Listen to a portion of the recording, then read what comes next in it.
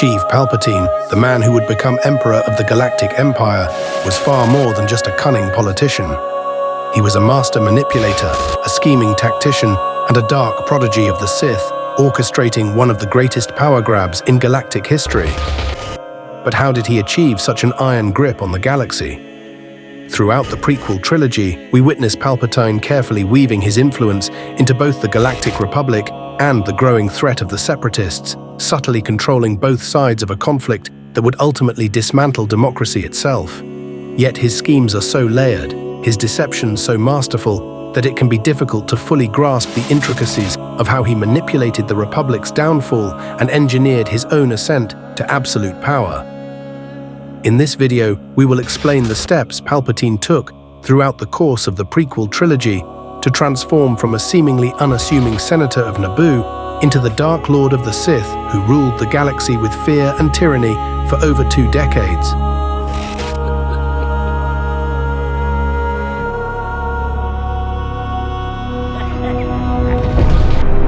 Palpatine's rise to power did not begin in the Phantom Menace.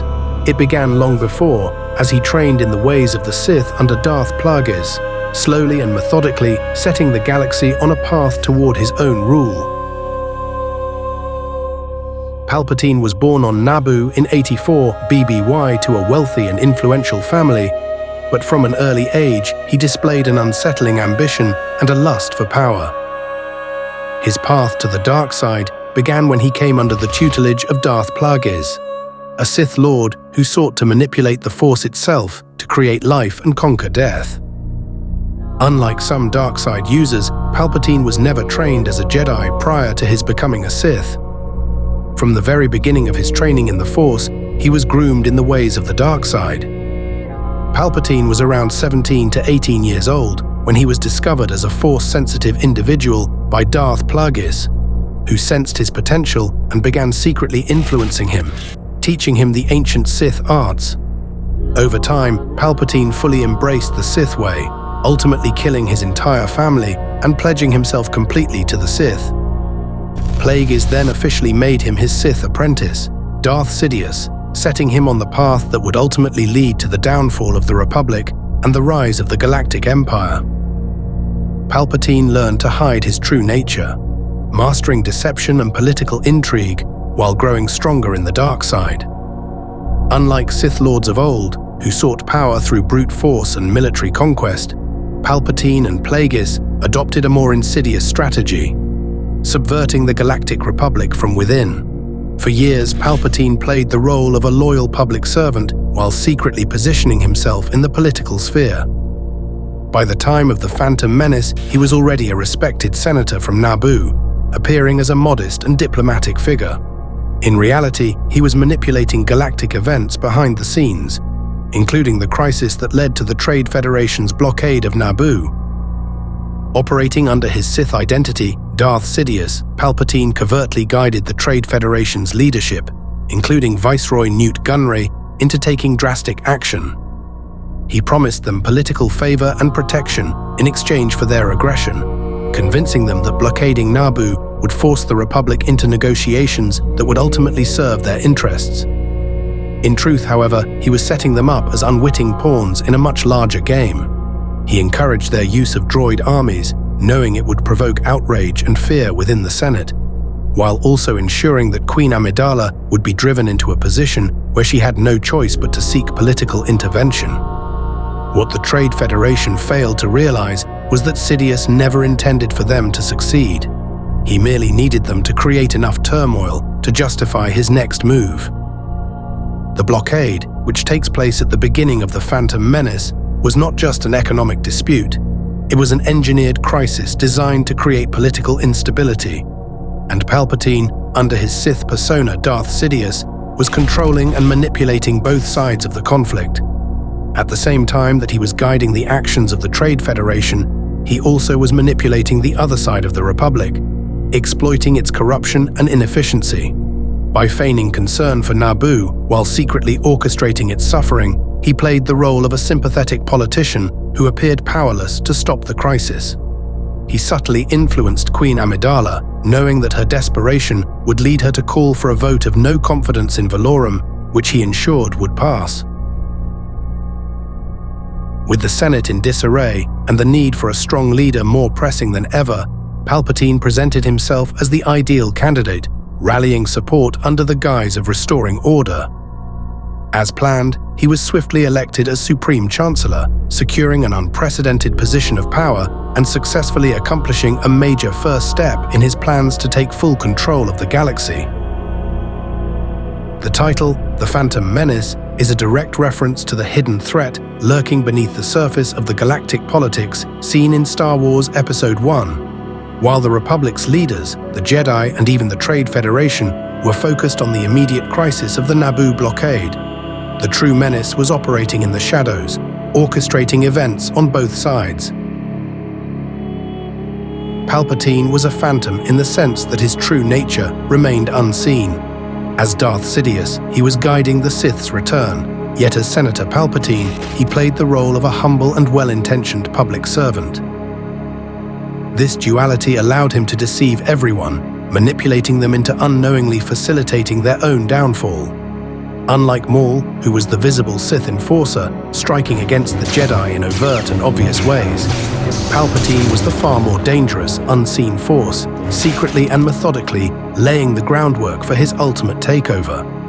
His ability to remain undetected while maneuvering the Republic toward collapse was the very essence of the Phantom Menace, where Palpatine himself was the hidden evil that would soon consume the galaxy. While the political events of Star Wars Episode I unfolded, another, far more significant moment was taking place off-screen, one that most viewers don't realize was happening simultaneously. During the events of the Phantom Menace, Palpatine was in the midst of executing the final step in his Sith ascension, the betrayal and murder of his master, Darth Plagueis. For years, Plagueis trained Palpatine in the ways of the dark side, teaching him the secrets of immortality and ultimate power. But the Sith rule of two dictated that there could be only one master, and Palpatine, having learned all he needed, was ready to take full control. On the night before his election as Chancellor, he got Darth Plagueis drunk in their private chambers, lulling him into a false sense of security. Once his master was incapacitated, Palpatine unleashed his full Sith power, suffocating Plagueis with Force lightning and reveling in his long-awaited victory. This was a defining moment. As he gained control over the Republic, he simultaneously fulfilled his destiny as the Dark Lord of the Sith, fully embracing his role as the architect of galactic domination. This unseen moment was the true turning point of Palpatine's rise, marking the death of the Old Order and the beginning of his reign. Even before he killed Darth Plagueis, Palpatine had already begun shaping the next generation of Sith. Around 54 BBY, long before the events of the Phantom Menace, he took Darth Maul as his apprentice. Sidious conditioned him from infancy, subjecting him to brutal training and filling him with hatred toward the Jedi, whom he believed to be the greatest obstacle to the Sith's return. Palpatine's ultimate goal for Maul was twofold. First, he was to serve as a Sith assassin, striking from the shadows and eliminating key Jedi without drawing attention to the Sith's resurgence. Second, Maul was a contingency, a weapon to be unleashed against the Jedi Order, while Sidious continued to manipulate galactic events from behind the scenes. However, despite his formidable combat prowess and unwavering loyalty, Maul was never meant to be Sidious's true heir. Palpatine always sought an apprentice who could match his own cunning and ambition, one who could be manipulated into carrying out his grander schemes. Maul, despite his deadly efficiency, lacked the political and strategic brilliance Sidious wanted in a long-term apprentice. When Maul was seemingly killed by Obi-Wan Kenobi on Naboo, Sidious showed little concern. Though he had trained Maul from childhood, he viewed him as expendable, a blunt instrument whose usefulness had ended. With Maul out of the picture, Sidious set his sights on grooming a new apprentice, Count Dooku, a former Jedi Master who would become Darth Tyrannus. Dooku would play a far more pivotal role in Palpatine's grand plan, orchestrating the Clone Wars and laying the groundwork for Anakin Skywalker's eventual turn to the dark side. While Maul would later return in the Clone Wars series, seeking revenge against Sidious, his time as a Sith had already passed. Palpatine had moved on, proving once again that to him, apprentices were nothing more than stepping stones on his path to ultimate power. Palpatine's strategy was one of controlled chaos. He understood that the Republic, mired in bureaucracy and corruption, could be manipulated by fear. In Attack of the Clones, he capitalized on the growing tension between the Republic and the Separatists, a conflict that he himself had orchestrated. As Darth Sidious, he guided Count Dooku, his Sith apprentice, to lead the Separatist movement, giving the galaxy an external threat that would justify greater centralized power. One of Palpatine's most masterful manipulations involved Jedi Master Sheev Palpatine, who had ordered the clone army approximately 10 years before the events of Attack of the Clones, around 32 BBY.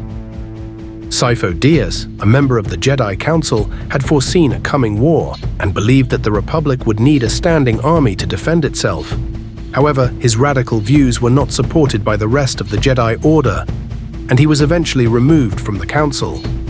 Acting on his own, he secretly commissioned the creation of the clone army without the knowledge or approval of the Jedi Order. At some point shortly after placing the order, Darth Sidious and Count Dooku learned of Sheev Palpatine's actions and decided to use it for their own purposes. Under Sidious's instructions, Dooku orchestrated Sheev Palpatine's assassination, eliminating him so that the Sith could take full control of the clone project. Dooku, now known as Darth Tyrannus, then worked with the Kaminoans, ensuring that the clones would be programmed with inhibitor chips, which would later allow Palpatine to activate Order 66, turning the clones against the Jedi. By the time of Attack of the Clones, 22 BBY, the Jedi had lost all knowledge of Sheev Palpatine's actions and only discovered the existence of the clone army when Obi-Wan Kenobi arrived on Kamino. The Kaminoans still believed they were following Sheev Palpatine's original orders, but by then, the entire project had been co-opted by the Sith. What was originally meant to be a defense for the Republic was instead the very weapon that would destroy the Jedi Order. The Clone Wars were never about winning or losing. They were a means to an end, a war designed to justify Palpatine's continued accumulation of political power. It is with great reluctance that I have agreed to this calling. By manipulating Sheev Palpatine's initiative to create a clone army, Palpatine was able to create a situation in which the Jedi unwittingly armed their own executioners. Meanwhile, Dooku's role as the leader of the Separatists gave Palpatine control over both sides of the war. As Supreme Chancellor Palpatine, he led the Republic in defending democracy, while as Darth Sidious, he orchestrated the Separatist attacks to fuel fear and justify his increasing authority. This strategy allowed him to extend the Clone Wars for years, consolidating more power until he could finally turn the Republic into the Galactic Empire. Palpatine's ultimate purpose for the Clone Wars then was not victory, but control. By orchestrating both sides of the conflict, he gained emergency powers, and at the same time he discredited and overextended the Jedi, forcing them into the role of military leaders and spreading them too thin to detect his true plan. Once the war had served its purpose, he would betray and eliminate the Separatist leaders, ensuring that the conflict ended on his terms. Finally, with the Jedi scattered and vulnerable amidst the war-torn galaxy, he would execute Order 66, using his programmed clone army to wipe out the Jedi Order in a single decisive move, clearing the path for his transformation of the Republic into the Galactic Empire. And so the title, Attack of the Clones, which is the name of Star Wars Episode 2, ultimately carries a dual meaning. While it refers to the Republic's clone army engaging in their first battle on Geonosis, it also foreshadows the greater betrayal that will come when the clones attack the Jedi and complete Palpatine's Sith takeover.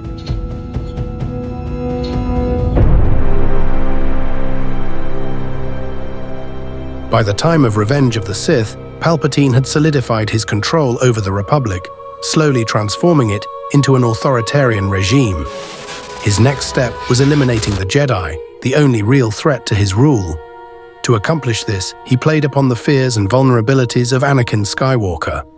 From the moment they met, Palpatine positioned himself as a mentor and father figure to Anakin, subtly feeding his distrust of the Jedi Council.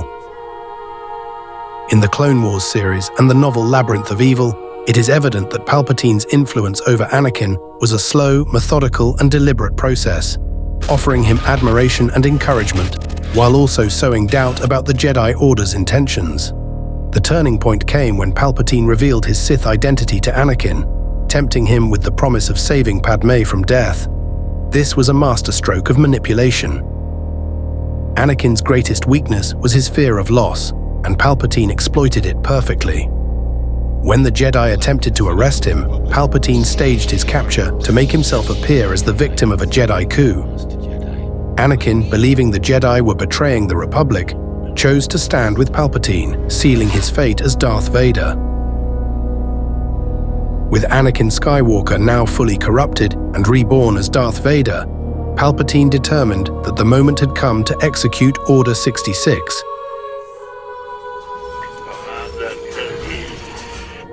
The time has come. Execute Order 66. The Jedi were weakened, scattered across the galaxy leading clone forces, and utterly unaware that their soldiers had been secretly programmed to turn on them.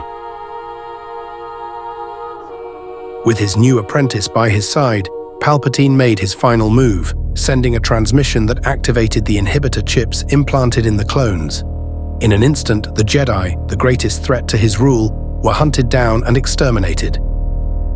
With the Jedi nearly wiped out and his political power solidified, Palpatine wasted no time in transforming the Republic into the Galactic Empire. Using the devastation of the Clone Wars as justification, he declared that the Republic had failed to maintain peace, and that a new Galactic Empire was necessary to ensure stability and security. In a carefully orchestrated speech before the Senate, he painted the Jedi as traitors who had attempted to overthrow the government, and with thunderous applause, the Senate granted him absolute emergency powers, making him Emperor. The transition was seamless. What was once a democratic institution now became an autocratic dictatorship, with no opposition strong enough to resist him. Through years of being swayed and manipulated by Palpatine's deceit, the galaxy had unknowingly handed itself over to the Sith. With this, Palpatine had achieved what no Sith before him had: complete and unchallenged dominion over the galaxy. This was the moment that he had been orchestrating for decades. His ascension from Naboo Senator to Supreme Chancellor to Absolute Emperor was now complete, with Darth Vader serving as the enforcer of his new Sith Empire.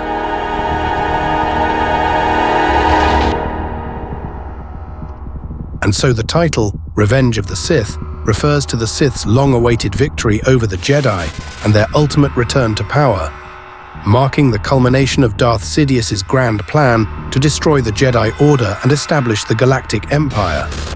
The Sith did not seek mere conquest. They sought vengeance for their exile and near extinction. The Jedi had once destroyed the Sith, and now the Sith had returned the favor.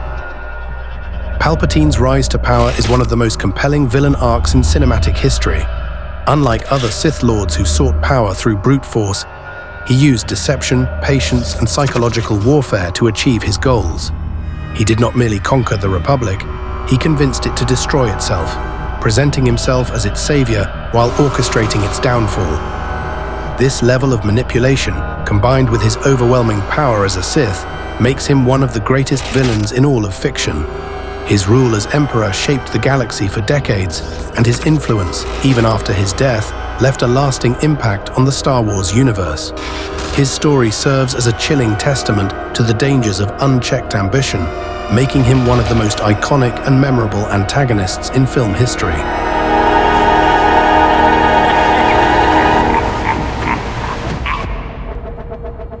Thanks for watching. If you enjoyed this video, let me know in the comments, and don't forget to subscribe, and check out some of our other Star Wars videos that you can find here on the bottom of your screen.